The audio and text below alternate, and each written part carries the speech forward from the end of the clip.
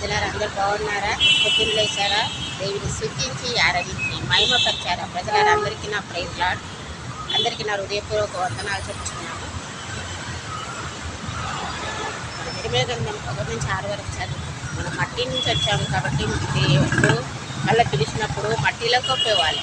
భూమి మీద దేవుడు ఏమేమి చెప్పాడో మనం అవన్నీ పాటించడానికి సాయం చేయ ప్రభు అని ప్రార్థన చేస్తాం. కళ్ళు మూసుకొని దేవుని వైపు చేతులు కూర్చున్నా, నిలబడ్డా, ముఖాలు వేసినా చేతులు ఎత్తుదాం.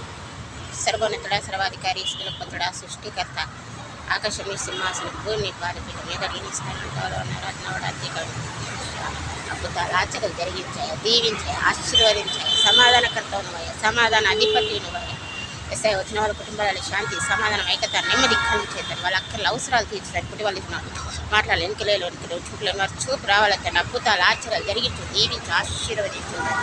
ఎస్ఐ నీ వైపు చేస్తుంది, నీ వైపు వెళ్ళదు, నీ వైపే చేతులు ఎత్తాం.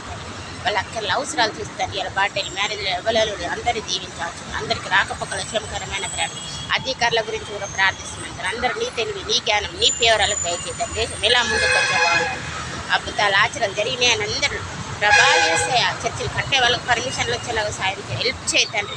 నీ వైపే చూస్తున్నాం, నీ వైపే కన్నులు ఎత్తాను, నీ వైపే చేతులు ఎత్తాను తండ్రి. నీకు తప్ప మాకు ఎవరు లేదు తండ్రి. చూస్తున్న వెంటనే మాట్లాడే దేవుడు తండ్రి.